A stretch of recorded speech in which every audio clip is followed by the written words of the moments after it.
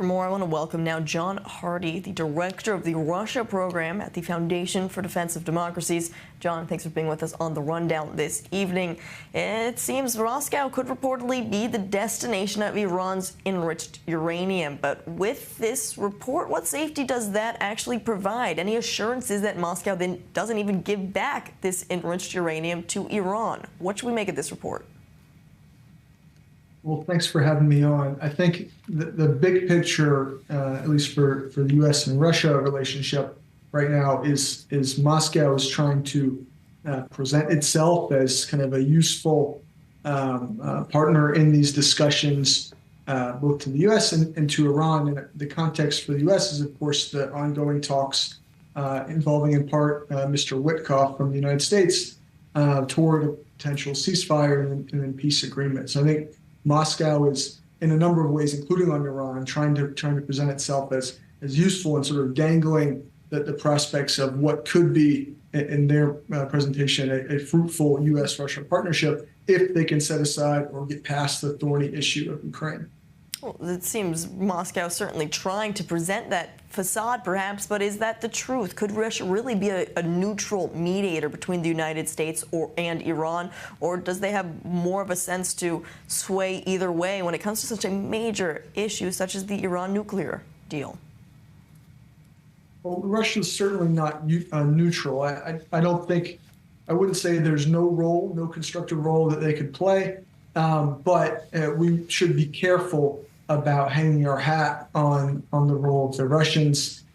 Traditionally, they sort of act as Iran's lawyer, so to speak, and kind of arguing their case in international fora. And so here, I think, we should explore what role the Russians might play, but should also be very careful and not sort of hang our hat on them being an honest broker. Well, as today we also saw Russian President Vladimir Putin, he signed this law ratifying a strategic partnership treaty with Iran. And so what does this also mean for the growing partnership between Iran and Russia? This is a 20-year strategic partnership between the two countries we're talking about.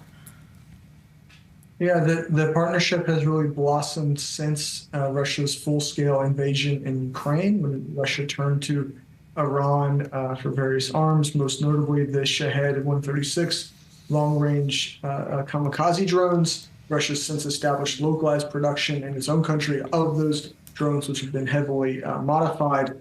The arms relationship could go much beyond that, to include, for example, Su-35 fighter jets. It's really unclear exactly where that partnership will go, especially after the failure of their joint venture in Syria.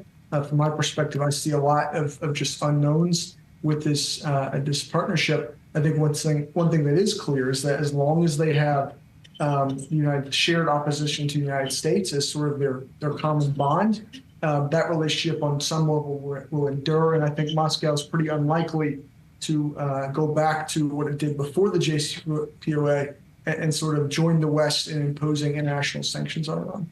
So with that brewing and budding relationship that we're seeing between Russia and Iran now signed into law, do you think that, going back to the original question, then that Moscow could actually provide some sort of a beneficial role when it comes to these nuclear talks? Yeah, it's entirely possible. I think, first and foremost, the question is, what terms the United States needs to have in place to get a good deal with Iran, and then you can think about how Russia might fit into that deal. But really, it'd be putting the cart before the horse to focus on Moscow here. Okay, so we'll have to see exactly what happens before we can truly put some sort of more information when it comes to Moscow's potential role in following these reports. John Hardie, thank you for giving us your analysis on these new reports. Okay, thank you.